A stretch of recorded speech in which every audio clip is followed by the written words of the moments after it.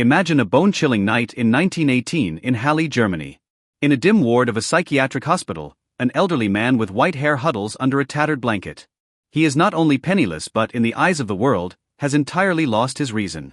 Who could have imagined that this man, branded a madman, had used a few brief mathematical proofs to directly shatter a logical foundation that had stood for 2,000 years?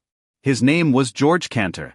Tonight, by the soft pulse of the firelight, let us traverse the path of his true life through this story, one you need not labor to remember. He was the founding father of modern set theory, an explorer who dared to demand answers from the abyss. He once said that the mathematical truths he discovered were not of his own making, but were divine oracles written by God through his pen. Yet, this ultimate pursuit of rationality eventually became the force that pushed him toward the precipice.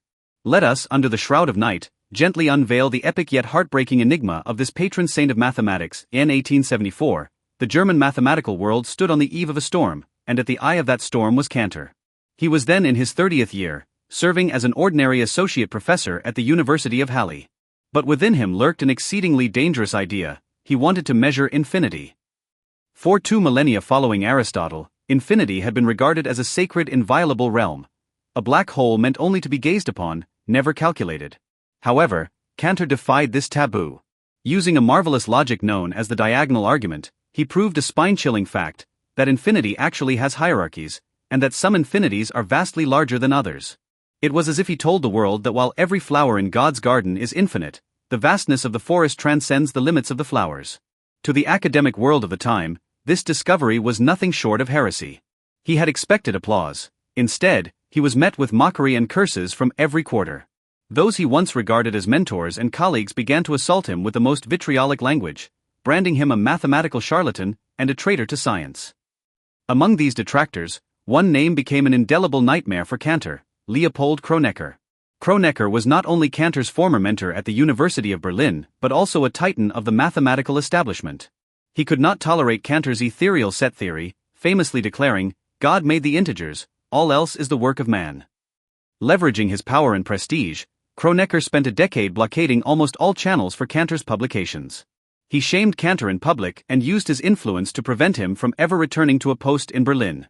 Cantor was forced to remain at the obscure University of Halle, like an exiled prophet crying out in the wilderness. This betrayal from those closest to him, those he most revered, was like a poisoned needle piercing his already sensitive and fragile nerves. He grew suspicious and anxious, plagued by chronic insomnia, pacing his room all night as he obsessively derived formulas that the world refused to acknowledge.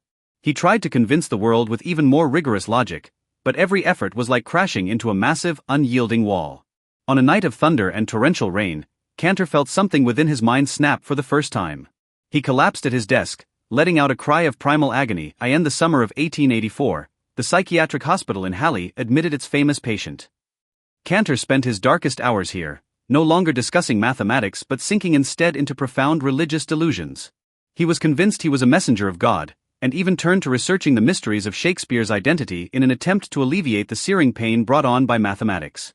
But the cruelest irony of fate was that whenever he left the hospital and regained a semblance of peace, his cursed eyes would invariably turn once more toward the abyss of infinity. He proposed the famous continuum hypothesis, a puzzle that continues to vex the world's most brilliant minds to this day. In his struggle to solve it, he exhausted his final reserves of vitality, even writing in a letter to a friend, "I feel as if I am being consumed bit by this line of thought." Throughout this ordeal, his only solace was his wife, Vally, an ordinary woman who stood as a silent sentinel by his side. Yet, in the realm of academia, he remained an orphan. He began writing to the Vatican, seeking a sanctuary for his mathematical theories within theology. This perpetual oscillation between genius and madness, between reason and faith, stretched his life like a harp string pulled to its absolute limit, ready to snap at any moment. In his later years, Cantor's life became a long, drawn-out farewell. Kronecker was long dead, and Cantor's theories had begun to circulate among a younger generation of mathematicians, some of whom had even started to revere him as a master. However, these belated honors were too little, too late. He suffered relapse after relapse, and the asylum became his final and most stable home. Whenever winter descended, he would ask his family to return him to that room with the barred windows, as if only there could he be shielded from the sting of the world's judgment. In 1899, the sudden death of his beloved youngest son became the final straw. From then on, Cantor's gaze turned entirely toward the void. He scratched symbols into the hospital walls that no outsider could decipher. The sets that had once brought him infinite glory had now become the labyrinth of his imprisonment. He no longer cared for the academic feuds, the elusive chair at Berlin, or even mathematics itself. He was waiting for an ultimate, perfect infinity, an eternal destination devoid of pain and betrayal, where only absolute logic remained. On January 6, 1918, amidst a blizzard in Halle, George Cantor passed away quietly from heart failure. It was only after his departure that the world truly realized the legacy he had left behind. The great mathematician David Hilbert once declared, "No one shall expel us from the paradise that Cantor has created." At the cost of a lifetime of suffering, he charted a new continent for human civilization leading toward the eternal.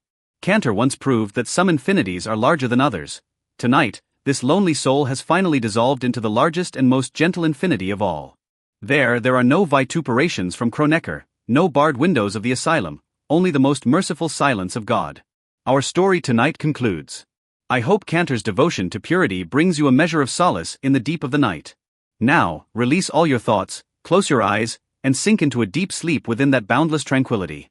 Good night.